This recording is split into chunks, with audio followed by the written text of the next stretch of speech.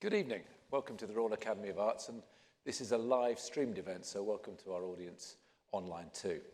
Tonight's conversation is between Antony Gormley and Iwona Blazwick, two of the leading practitioners of their professions in the world.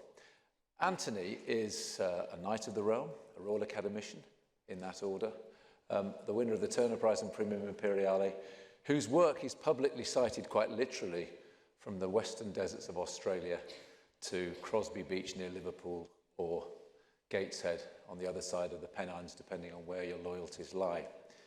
He's in public collections again, from the National Gallery of Australia to the Pompidou to Tate, even the Design Museum I noticed recently. And his exhibition that's just opened 2 weeks ago at the Royal Academy is a landmark in almost every sense. He talks about it in terms of a test site where we, the viewer, test ourselves in the context of the building, of the architecture, of the space around us, and the cultural contexts in which we find ourselves. I won't bore you with statistics. Well, I will, just a few. 8 kilometres of aluminium tubing, over 300,000 spot welds, 27 tonnes of steel to make one body form, 26 tonnes of Buckinghamshire earth, 20 tonnes of seawater to make the piece host. But the work is so much more, and the exhibition is so much more than mere statistics. And Antony is a materialist, an artist who is intrinsically curious about the qualities of what materials can do and how they are enacted in spaces and the impact it has on the spaces and on us, the viewers. In conversation with him is Iwona Blazwick, OBE, and since 2001, director of the Whitechapel Gallery, whose career has taken her through Tate Modern, Phaidon Press, and also the ICA, where in her first major job as director of exhibitions, her first significant exhibition in 1981 was Objects and Sculpture, which launched to national and then international prominence a generation of British sculptors that included Bill Woodrow, Anish Kapoor, Richard Deacon, and, yeah, you guessed it, Antony Gormley. So they go back a long way. And actually, most recently, their professional relationship flourished again. Antony did an extraordinary installation in the sanctuary of Apollo on the island of Delos, which was co-curated by Iwona Blazwick. So without further ado, please welcome to the stage Antony Gormley and Iwona Blazwick.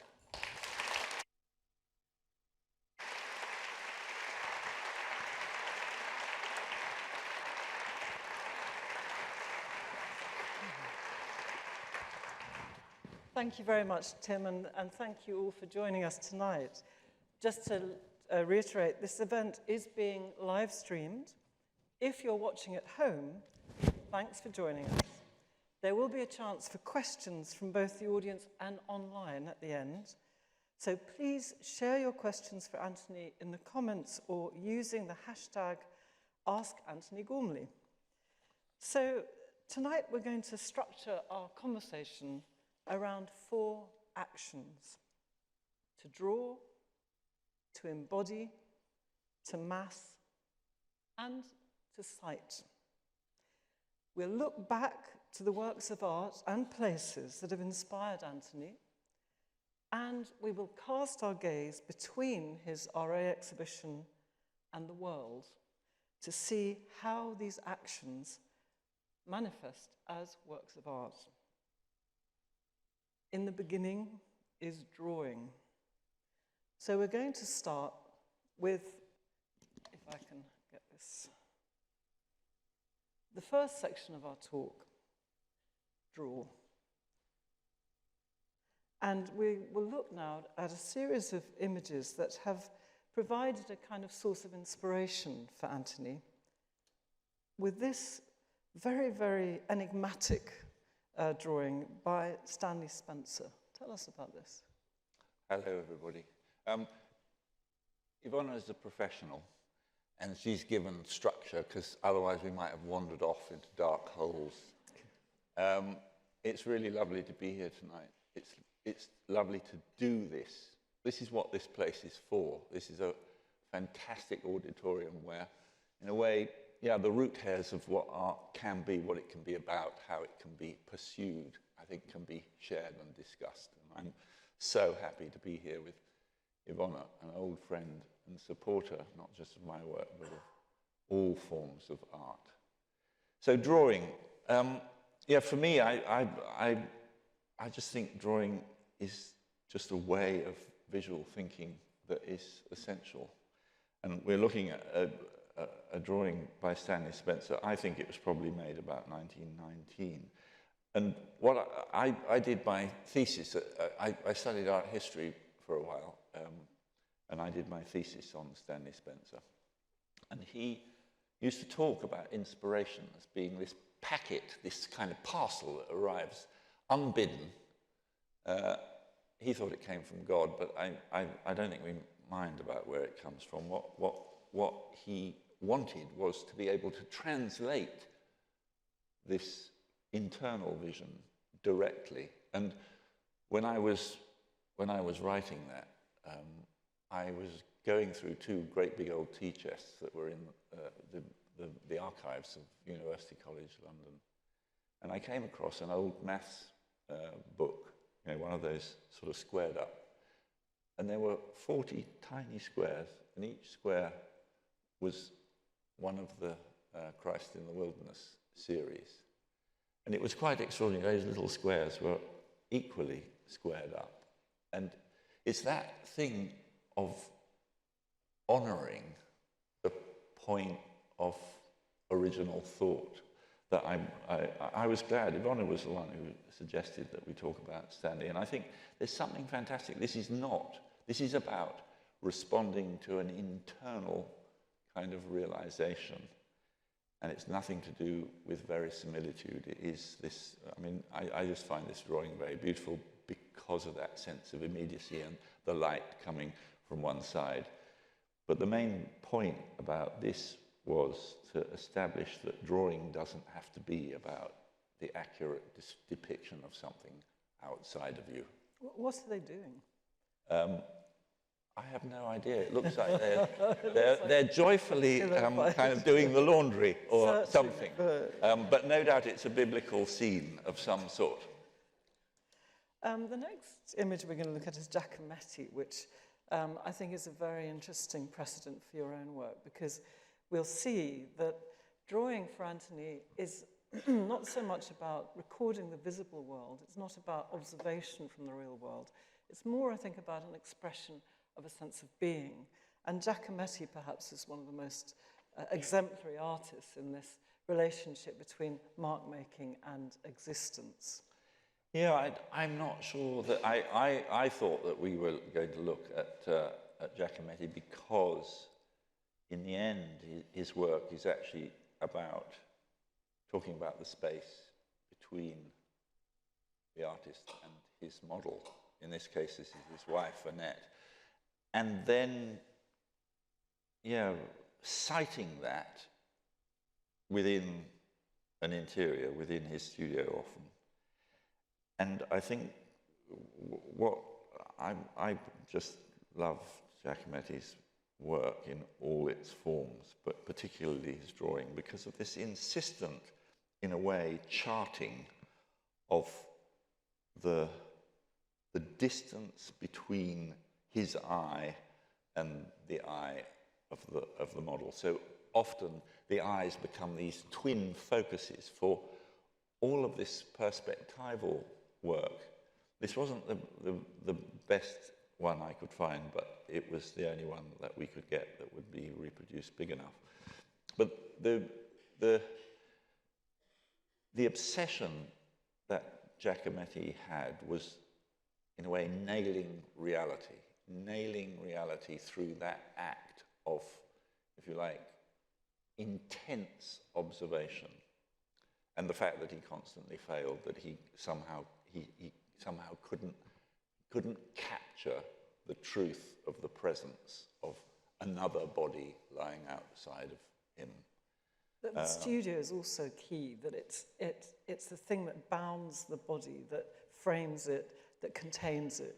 And he's always, I think, looking at corners and these deep perspectives as a way of containing the figure. Yeah, I think he's always bouncing the line, and he's going from, as it were, the reason that usually it is the head that receives the kind of the maximum amount of density is that he's constantly going from the edge back to that focus. And I mean, he influenced so many people, not least, artists that have taught here and artists that taught at the Slade when I was there, like Iwona, who were really interested in the same thing. In other words, mapping vision, mapping the action of the eye in space. But anyway, I think we oh look, there's something in mine. Yeah, we're here. Yeah. So here is me thinking. I think this sketchbook is actually in the exhibition. I carry a sketchbook all the time, so I've probably got one in my pocket now. I've moved to the Muji because it's soft and it goes in the back pocket. Much easier. You can buy one even with. They're very cheap, but the way that I guess I'm now, this is entirely thought, but I'm sort of a bit in both camps here. I'm imagining a body case in space. This must have been made in probably the late 80s.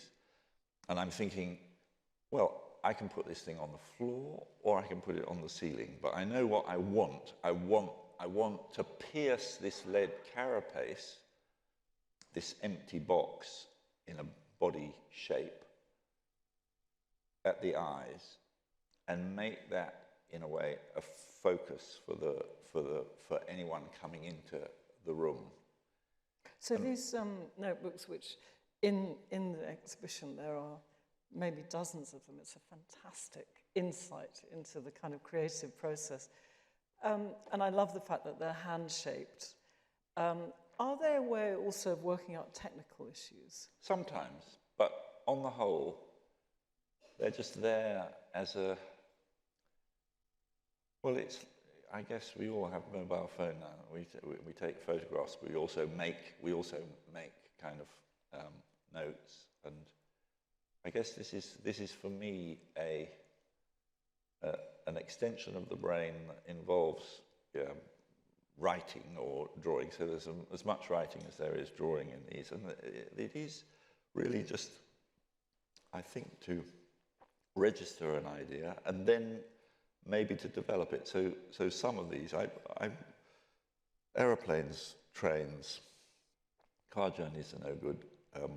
But anywhere where you're at rest and you're not, in conversation, those are times that. Do they have a diaristic Yes, quality? I mean, it struck me that they're also like authors taking notes, and that there is a sense of perhaps consciousness, of a flow of consciousness that is captured amongst the tiny pages of these notebooks. Well, there are all sorts of things. So they may be notes, about what I've got to do. They may be to-do lists, but there would also be, I've been recording my dreams for as long as I can remember, so they're in there as well. And then there may be, drawings of where I am, looking out of the window, or standing by the sea. This is a drawing of Trisha Brown and Siobhan Davis, and it's interesting. So this is they're both Trisha Brown. They're both these Trisha are, Brown. but I think that Siobhan Davis has also used this same idea, which is that somehow the drawing, the total body can be an instrument of drawing, that it can, as it were, be used to leave its own trace. And I think that there was a moment in Trisha Brown's work where she was talking about how the body might extend itself. There's that wonderful record, both in film and in wonderful black and white photographs of a performance she did on the roofs of New York, where she was literally semaphoring between bodies across those wonderful water tanks on the skyline of New York. And I think that right from the beginning, I was less interested in a sense in as it were, just using the skill of the body to draw than I was in the idea that the body could leave a mark of its own existence. And I think you see that in the drawing, and in some of them I have tried, so with exercise between body and earth that is in the second gallery, this work. So this is one of the earliest works in the show. Yeah, it is, yeah. What is so interesting about it is that the drawing has its own life, that it starts from the form in the middle and grows outwards from that. Tell us about the title, between exercise between blood and earth. I guess there's a Blut und Boden, you know, that old romantic German kind of idea about self and identity coming from a fixed place. I mean, I think I may be being over-intellectual after the event. I did this actually first publicly in Milan in the Triennale in 1980. And I guess what I was trying to do was reconcile two things. One was the idea of progress, the idea of human volition, the idea of movement, and then the fact of sculpture and the fact of architecture being static, being still. So at the core of this is the silhouette of a running body that is repeated both inside and outside that bounding condition. And I think this happened at exactly the same time when I was making work that really examined, I guess, the provisionality of edges generally. And I think I was thinking about the annular rings of a tree, the gradual growth of an apple that's in the show, and then the notion of time and how time is embedded in things and how time affects things. So I think of this now as a meditation on my later kind of insistence that when the body came into the work, this was first shown in Britain in a show at the Whitechapel in 1981, before I'd made any body cases. And it was I was working out this thing, what is my relationship with, as it were, the history of Western sculpture, where the body is frequently shown in dramatic movement. When my intuition was that the power of sculpture was really in its stillness and in its placeness. The other beautiful thing about this, I think, is it looks from a distance like a gigantic fingerprint, but also like, as you say, the walls of a tree. And it seems to me that there's this idea of continuity between the human body and the organic world. And here we have your use of watercolor, charcoal. The drawings, you've used blood, you've used many different materials in terms of mark making. And can you tell us about the genesis of this series? This is called Body and Light, and I guess there are maybe three aspects of drawing that I'm interested in. I like the notation. I like the idea that you can leave a trace, but I also want the material itself to be active. So I've never been interested in color per se. I'm always interested in how the redness of earth can be made into a pigment, how the redness of blood can be made into pigment. And here we've got a very basic, so this is carbon mixed with water. And there's a sense in which an aspect of these drawings where when it became very, very fluid, of drawing something up from the subconscious, or in a way almost like looking at tea leaves, allowing what is happening on this surface to engage one. And it's almost like the drawing draws itself. I know this is sounding like Madame Blavatsky or something. The idea that there's an arising of something that maybe isn't totally in your control. Go back one, because I think these are much more related to what we were talking about with Trisha Brown. This is literally the orbit of my arm. A absolutely inscribed line. So this is scratched into a wet paper with where that same carbon and casein has been spread, and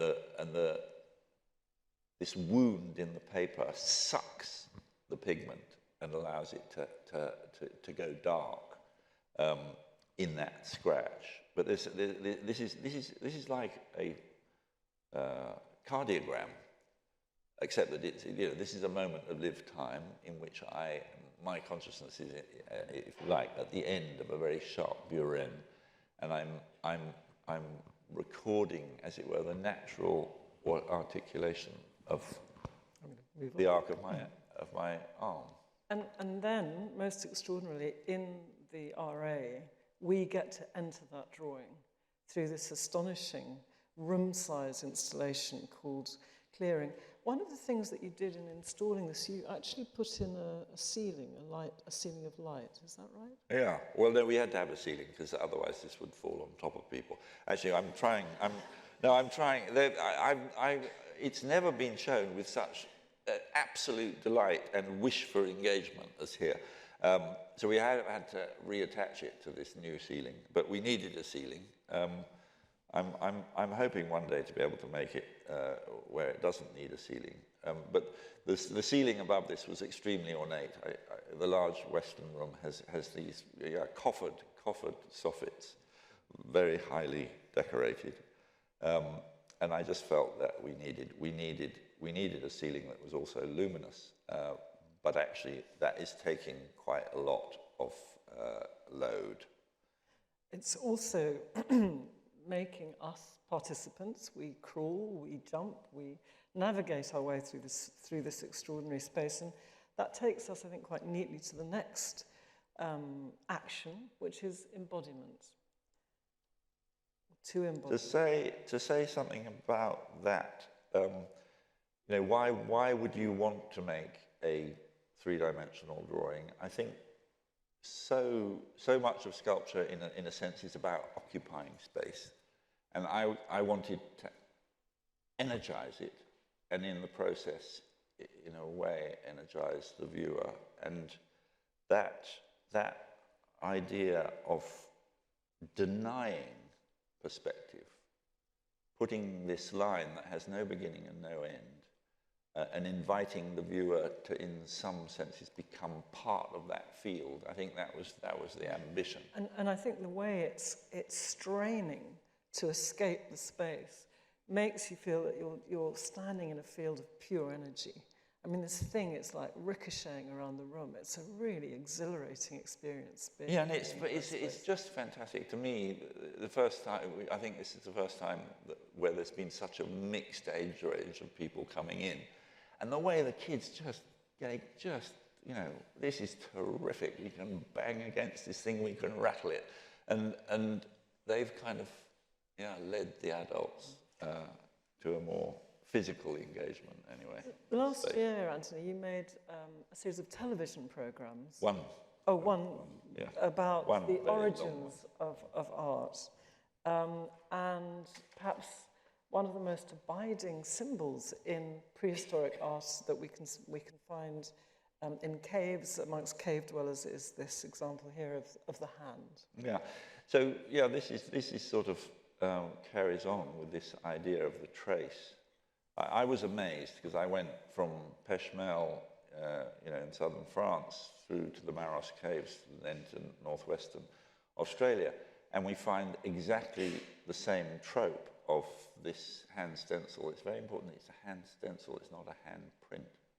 So this idea of the present absence, the idea of a hand that was in contact with this surface, which has then been removed, but it's registered by this breath.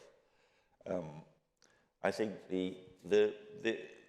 that idea of the shadow, the index, the trace that I think we touched on with Latricia Brown, I think that's become my, in a way, unlocking of how it might be possible to bring the body back into the space of contemporary art that, in a sense, had been cleared of the body because, in a sense, it was always the zone of idealization or narrative or whatever. And I was never very interested in that, but I liked the idea that the body could be treated as a space because we all, in a way, live. That's our first dwelling. We all live the other side of appearance. We live the other side of our skins. And anyway, that idea of a trace I found again and again in Paleolithic art. And of course, it raises the issue of time as another dimension of your work. The timelessness of that gesture. It's millennia in its age, millennial, and yet it's still recognizably human, and it's still there. So there's here. What is that creature that you've? This is a very, very early fish, somewhere between a fish and a mollusk. I only suggested it because it's so utterly beautiful and it has this sort of linear quality of another energy field. But I guess, for me, what are the swiftest relationships between, if we think about the distance that Giacometti charts between viewer or the artist and model, here we have a complete collapse. This is object and referent seen together. This is, as it were, a living body that has become eternal. And that's what you find in Pompeii. And Pompeii, these are extraordinary. We talk about lost wax. But this is lost body. This is, the vaporized bodies. The first thing that disappears is the oxygen. Then the pyroclastic cloud of volcanic dust comes down and molds these people in this moment of transition between life and death. I find these incredibly powerful. But they're also, for me, a model of how you might shorten that distance between the observer and the observed. And of course, I went and sat for 3 hours with the Palem man. This is it's very odd, isn't it, the way this looks just like Max von Sydow in his sort of, in his role as the seventh seal. But here is a man perfectly preserved in the tannic bogs of central Denmark.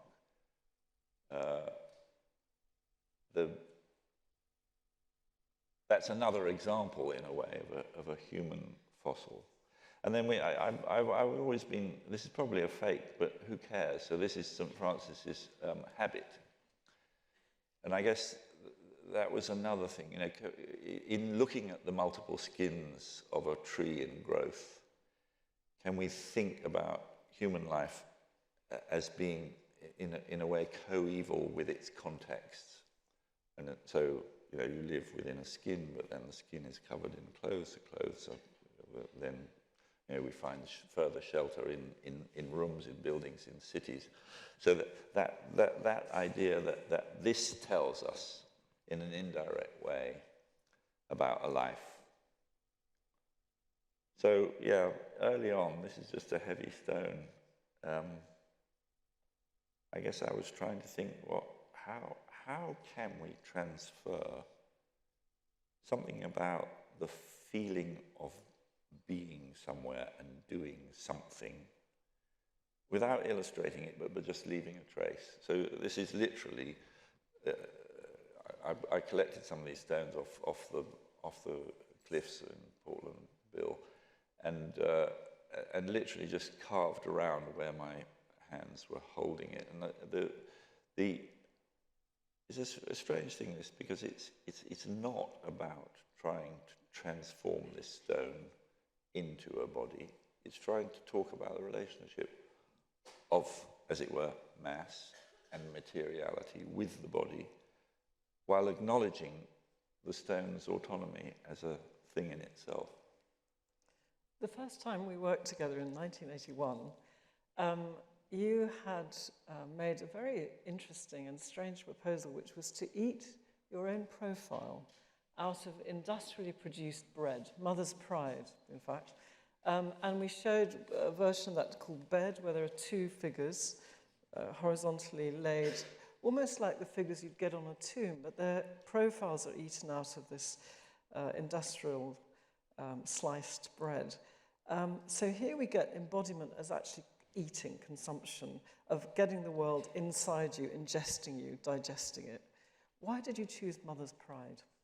No, it was that was. I mean, I'm sure that many people in this room will remember Mother's Pride and the way that it's a very nice eat. Were you just a very poor student? Well, no, but that's what we had for breakfast, wasn't it? It was a toasted Mother's Pride, medium sliced, and with a bit of marmalade. And no, I mean I guess you can see the relationship between this and heavy stone. It was a very simple conceit. How this is called consumption. In order to live, we consume. We touch and ingest, as it were. Between what we eat and what we wear, that is where we live. And this was the sort of time when I was making work with my clothes and trying again to bear witness to in a way, the place of human existence in this kind of, I suppose, spatial trajectory, but then also transformative trajectory. And the history of sculpture really has been about imposing an image on matter, and I just felt that the act of eating is, as it were, the inverse complement to what Michelangelo did, which was imposing mind on matter. What you do when you eat is you transforming matter into mind. And this was just an early exercise in me trying to find that presence in absence, in a substance that really was relevant and could hold it. One of the other aspects of your work is the concealment of the body, the wrapping, the shrouding.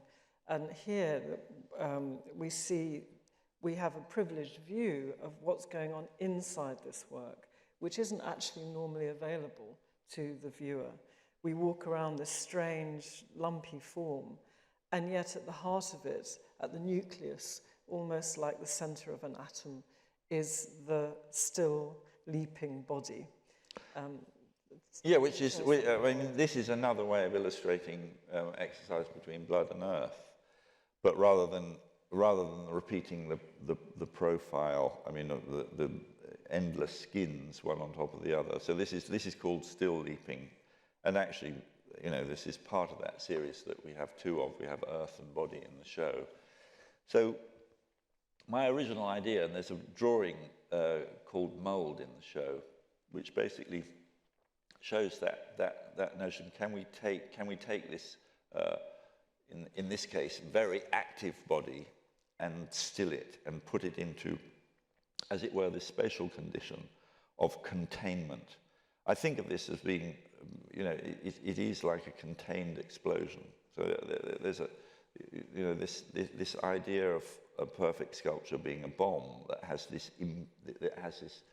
high density, but also this implication of explosive energy.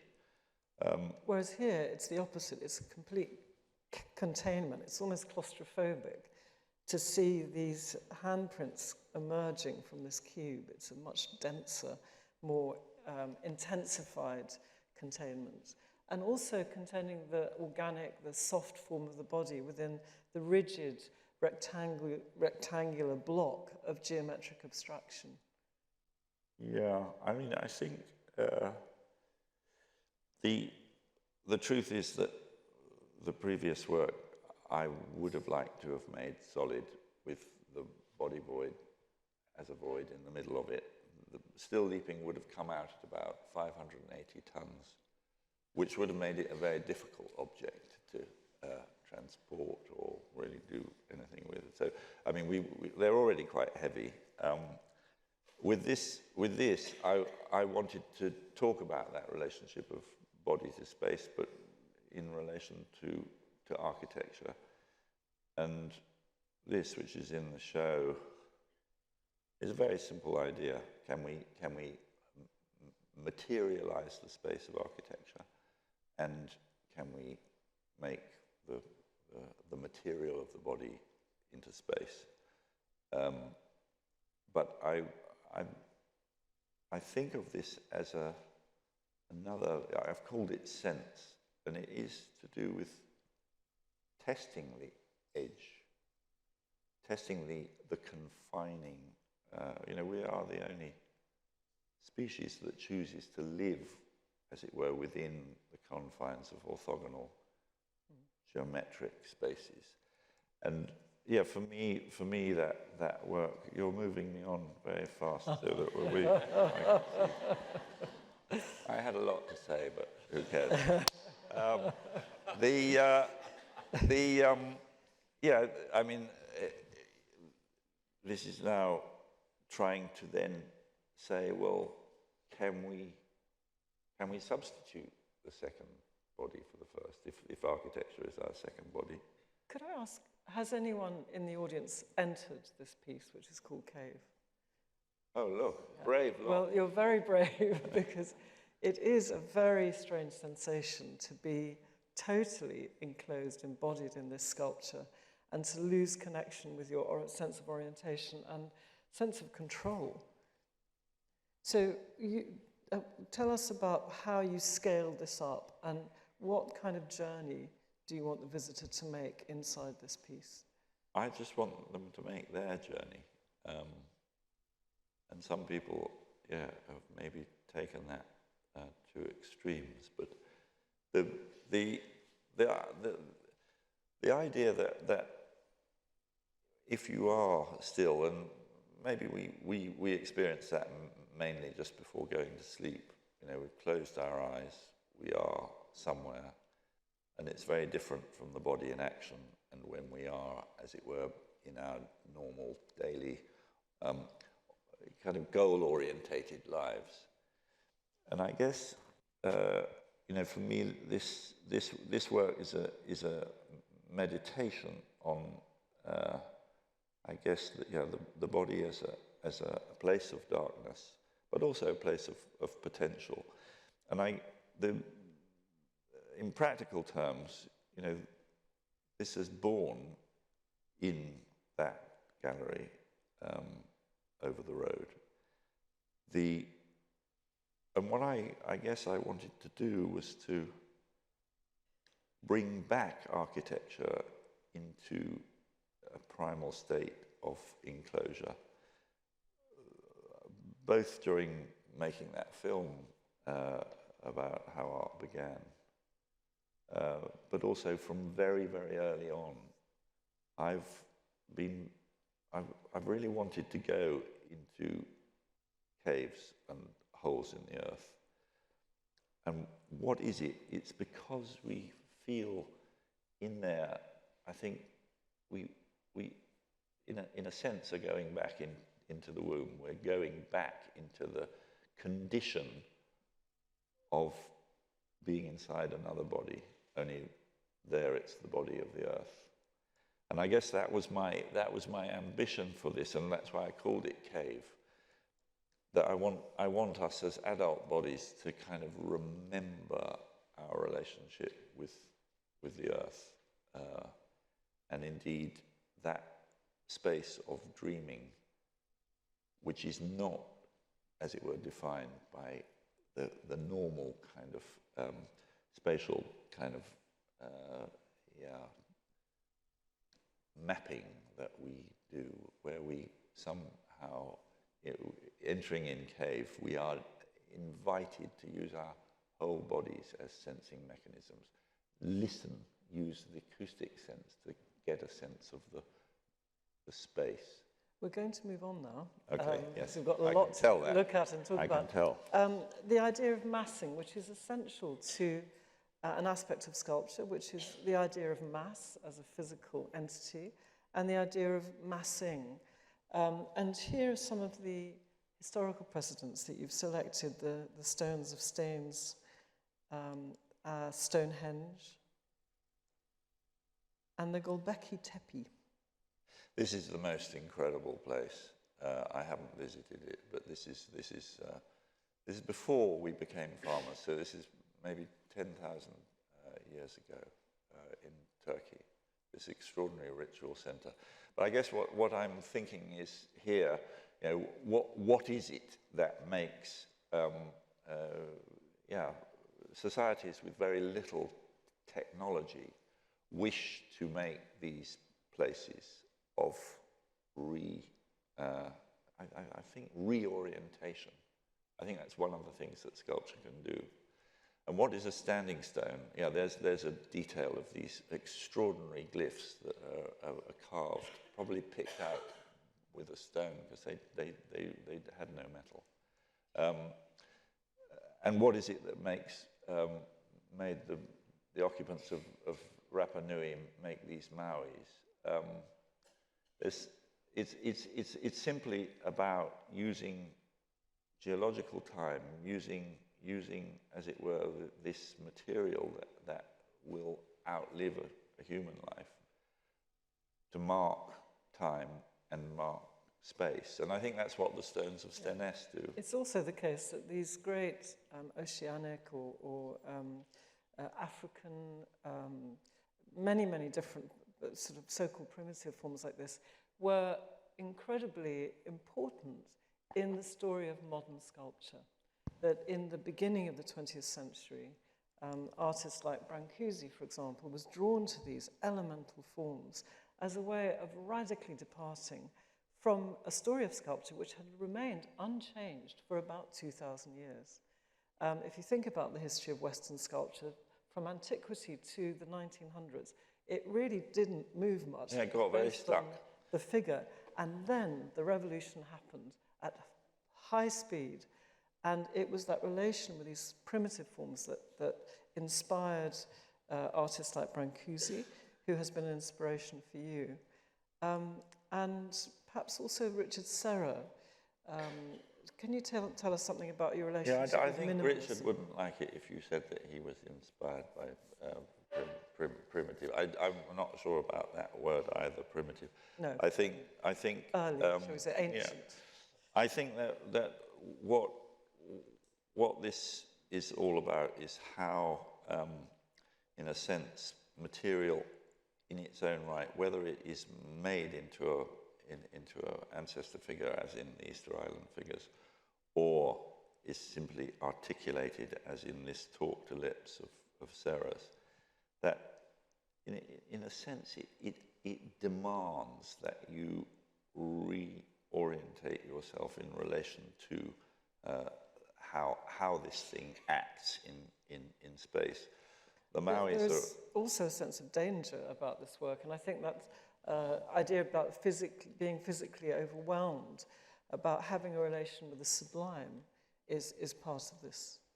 Yeah, I think you feel it with the stones of Stennes, that they, and indeed with Stonehenge, that these are asking you to think about things beyond human concern,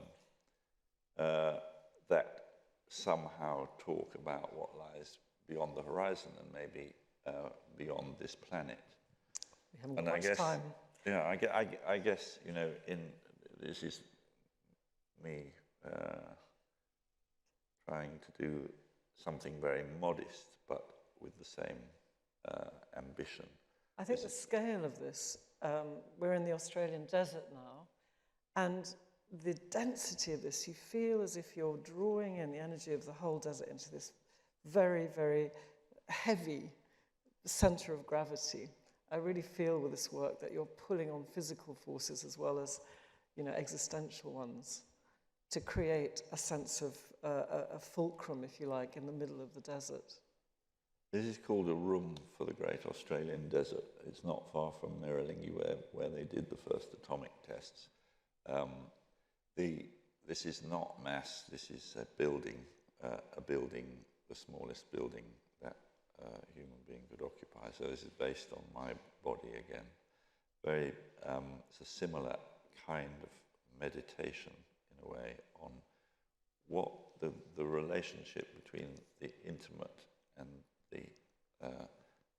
the most distant. If we think about the horizon. Sorry.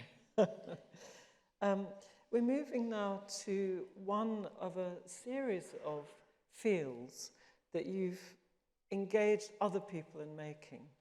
And here we get the sense of the mass, if you like, not only of the physical mass of the sculpture, but the individual, each one of these figurines was made by an individual. So it's a joint expression of individuals coming together to form a mass. And then the sculpture itself, which is actually, they're no more than, 9 inches? Yeah, they're hand size. Hand size. And yet they occupy this extraordinary space. And again, I think we have this connection with the idea of the sublime. This is an installation in China. Shanghai. This is an old steel factory that we transformed into a place to look. But the idea here really was to still the viewer.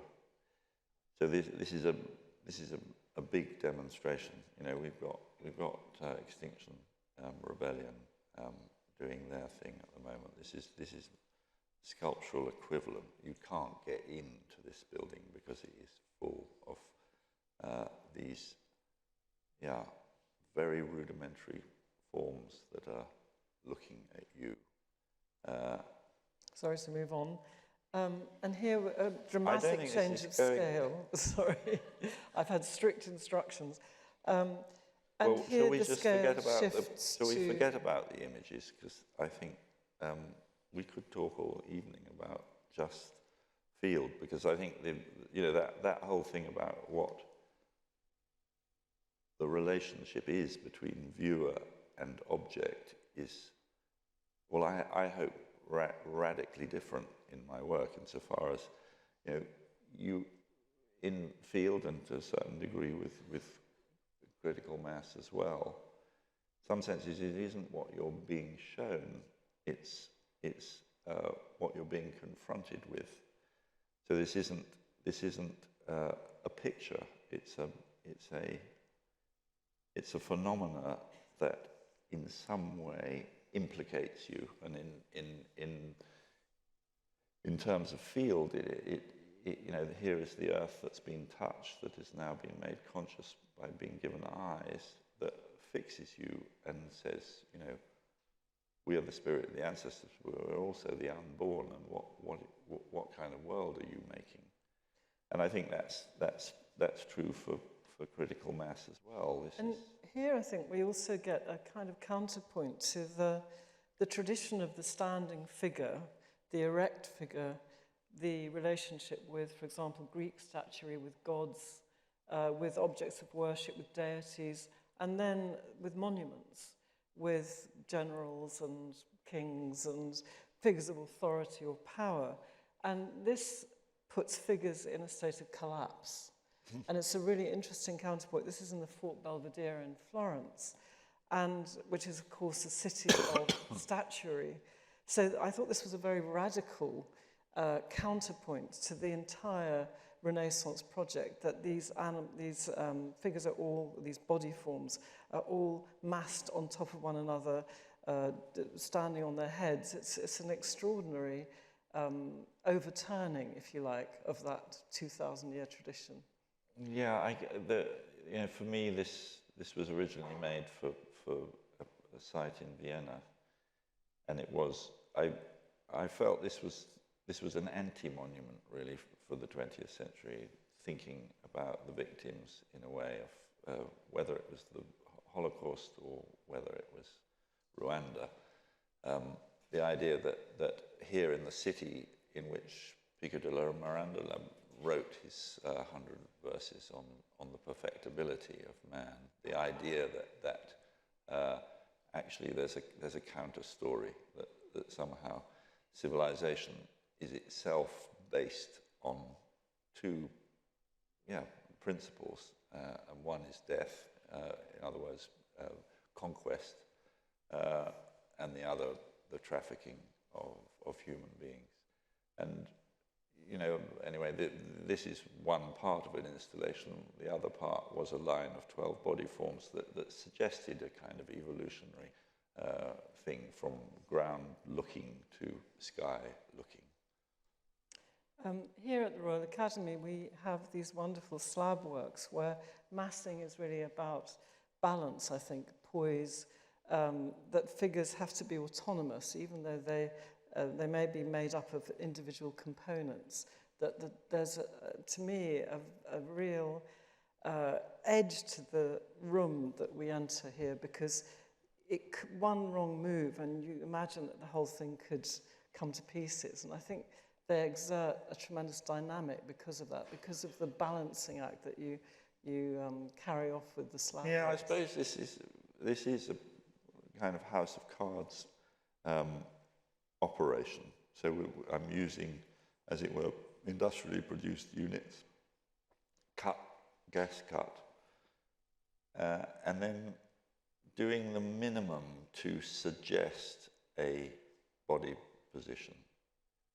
And I think that, broadly speaking, as the work has developed, the degree to which the dead weight and articulation of block to block, in other words, the part-whole relationship, is an offer.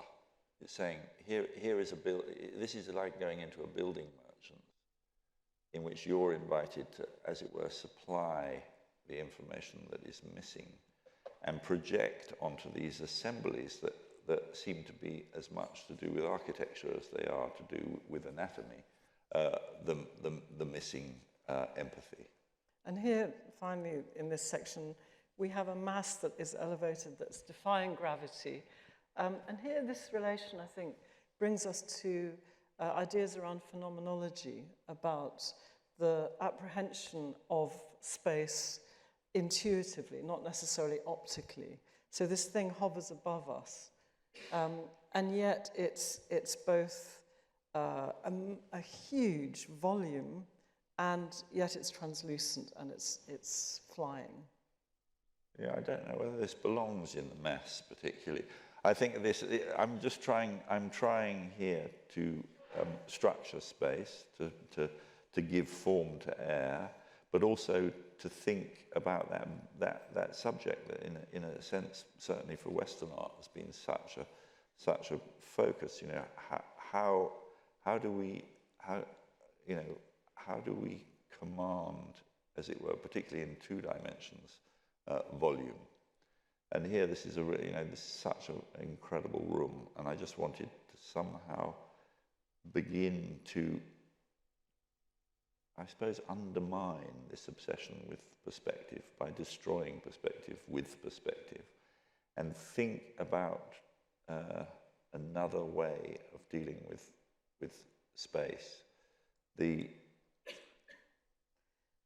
Sorry, we now really are going to whiz through this. We're going to actually move quickly through these historical precedents so we can talk about the work. Here we have an area view. What is the source? Nazca. These are the Nazca lines in South America. Richard Long, who was your predecessor. This is actually one of the Nazca pieces that go on, and this is that marvelous work. And I think what's significant here is that in the 1970s, so many artists rejected the figure in favor of action, performance, a kind of conceptualization of the body. And here Richard Long is walking in a straight line through a meadow. And I feel that, Antony, you pick up on that. You are, in a way, taking the legacy of the dematerialization of the body in the 1970s and reconnecting it with an old tradition of sculpture, that you infuse 20th century sculpture with this kind of legacy, and also that of the great earth land artists. And here we have Walter de Maria's Lightning Field, and in a loft in Worcester Street in Manhattan, a loft which is completely full of earth, the earth room. So the idea of, and here is Walter de Maria's vertical kilometre. So sighting work, I wanted to show this. I find this work so exhilarating, and here, very, very early work, where we, in 1984, you are already testing the body out against space by having this surreal figure reaching out, and there's another companion piece where the neck is growing up towards the ceiling. So can you say something about the genesis of this? I mean, I think that, you know, Walter de Maria and Richard Long both somehow allowed us to think about the body in space as an experiential field. And I guess I want to think of the body as a field, and this is called field. So it's not about it's not about what it's showing or doing. It's as it were how it catalyzes these two, you could say, contingent spaces. The space, the internal space of the body and imagination, and space at large, whether it's architectural or other. And you know, I think that you could think of both of these works in terms of the lightning field and what that incredibly important experience for me in 1979 was, that sculpture could be a form of acupuncture. Literally, it could be a way of energizing a common ground. So that idea of engaging the viewer's participation and asking them to become more and more proprioceptive in their passage through space-time. And I think that's what this is called, learning to think. These are 5 identical, now hollow lead body cases that I think try to transform, again, this room. This is in a prison in Charleston, where we took all the glass out of the windows and allowed the air to move through, but to make this into a meditation on, as it were, both the containment of the body, but then the potential of, in a way, mental extension and escape, you could say. Could I add, I think also that the power of your work is that it's got an autonomy, it transcends time or space, but at the same time, in this context, there's a political resonance, because this inevitably evokes lynching. And I think that's what's been so interesting about your whole career, is that wherever the work is installed, it relates to the site. It becomes strangely site-specific. And this is a very, very powerful work and very poignant. And I think it shows also the kind of, with a small p, the political dimension of what you do. We, as Tim said, very recently worked on an abandoned, a lost civilization on the island of Delos in Greece. And here we have an aerial view of the Amphitheater, where you've placed one of a sequence of works, each one of which was selected according to the history of the place, the physical environment, and its orientation. It's an extraordinary project. It's still on view. If you have time to go to Greece, it'll be open until the 31st of October. And here we see a work called Not, which is also balletic. And I've realized now it also works as a kind of sundial. Oh. So it's an amazing pivot around which this ancient place, which in 300 BC was like the Singapore of the ancient world, and yet was abandoned in 100 AD. And your project there, called Sight, animates these spaces in a way which connects the environment, the intensification of the present with the past?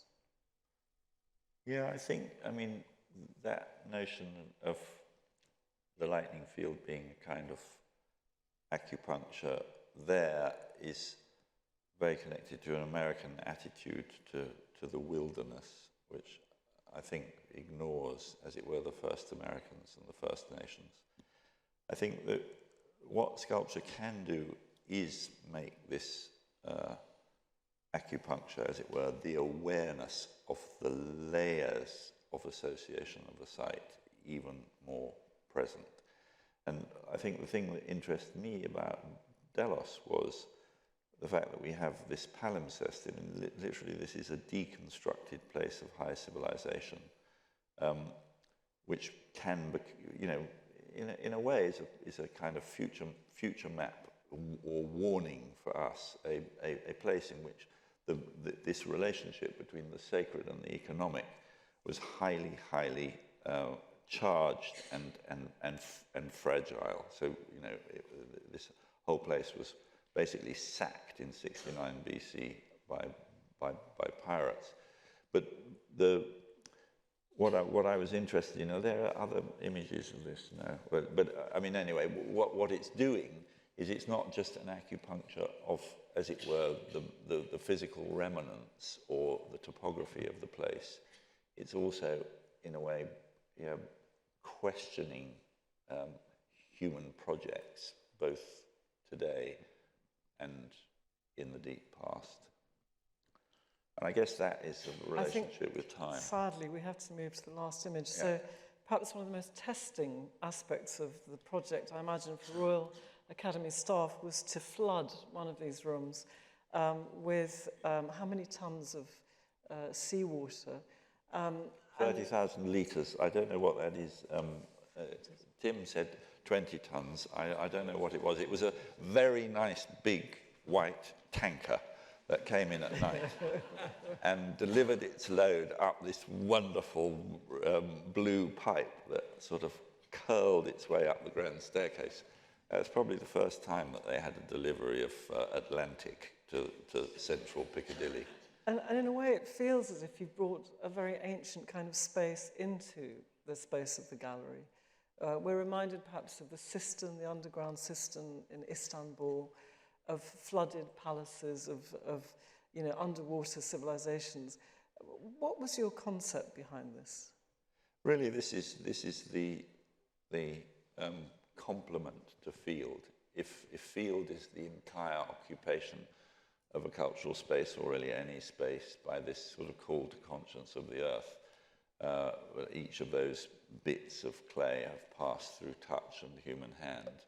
This is the untouched, and it's the depth of this is in relation to those clay figures. So this is the untouched. This is clay in relation to water rather than clay in relation to fire.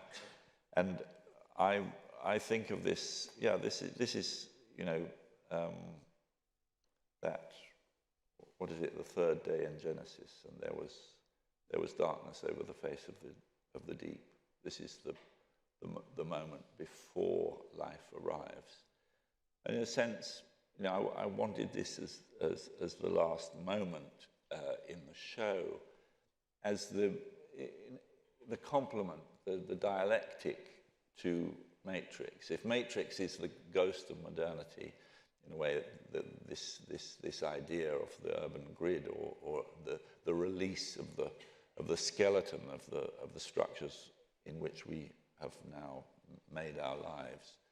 This is the untouched, the unformed, the basic elements of land, sea, and air that were enclosed in a kind of nuclear protection carapace in Gallery 2.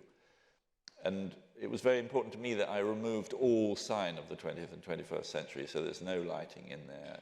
If you come at night, you see it in the dark, but you still smell it, you still feel it. We've exaggerated the air conditioning in there, so you feel this cool air as you stand at the threshold.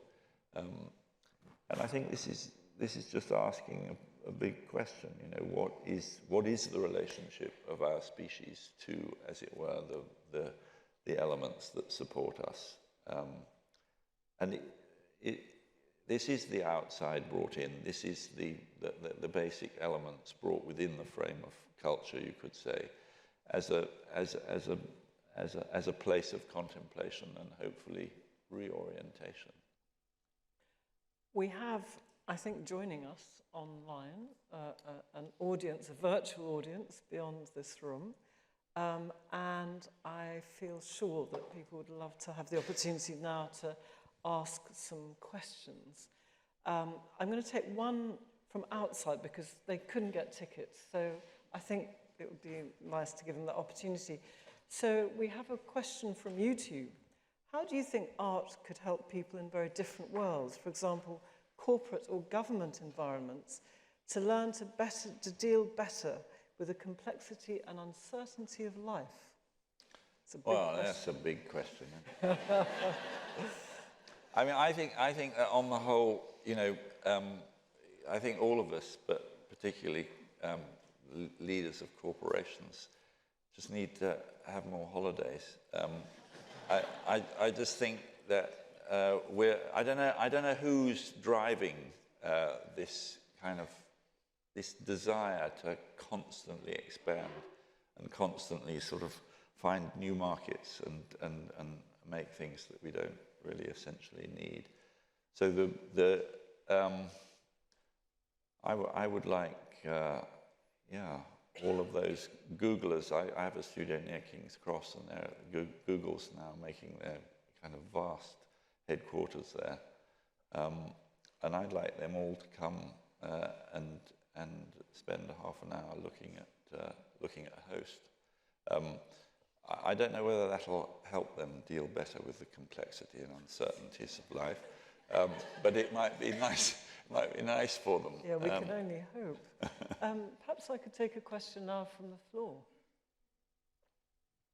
Yeah. Sorry, could you wait just for the microphone? Thank you. Hi. I'm very interested in the way your project is almost antithetical to the Renaissance project. So if Michelangelo is trying to free the body from the stone, I sometimes think of your work as trying to return the body. And I'd like to ask you, what non-Western art do you find has most influenced your own project? Well, I'm very, very moved by Southern Indian bronzes, Kola and Pala in particular. If we think of, you know, Shiva Nataraja, that we have a wonderful example of at the British Museum, which is essentially the Lord of the dance, the Lord of creation and destruction. This poised figure that stands on one foot, but is encircled with a ring of fire. Visiting Mahabalipuram and seeing the descent of the Ganges, this extraordinary carving made very close to the beach in Tamil Nadu, an expression of the complexity and continuity of life, this mixture of elephants and animals and humans, and at the center a sadhu or ascetic in meditation. I've been very, very moved and influenced, I think, by the inherent stillness of great Buddhist art.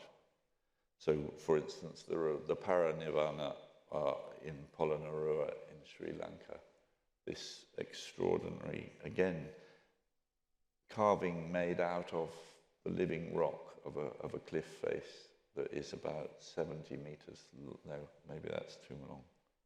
It's very, very big anyway. 50 meters maybe long. And there's something there about just saying, let us think again. What is a sculpture? let us think again about what is a human being.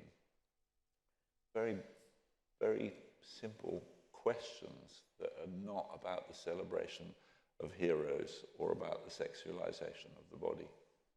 We have a question from, I think, probably a young budding artist. Do you have any advice for artists starting their careers?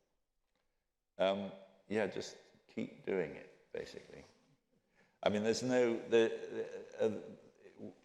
I grew up always sort of thinking that you had to wait for the attention of others, but then I realized that actually you could ask for it, or maybe not ask for it, but actually just by putting your work on the beach, in the road, on a path in the mountains, in a sense, you're not asking for admiration.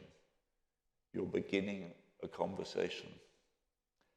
And I think that, you know, that is what art is. It's a conversation. Here is something that I've found necessary to make. I'd like to share it with you.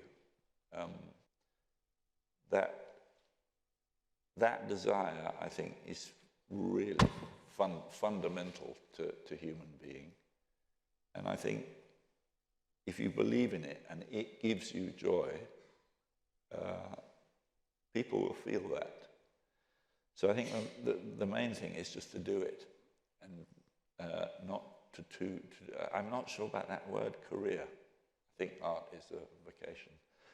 And you know it if it is your calling, and you just got to follow it. Could we have another question from the floor? There's one over here, please.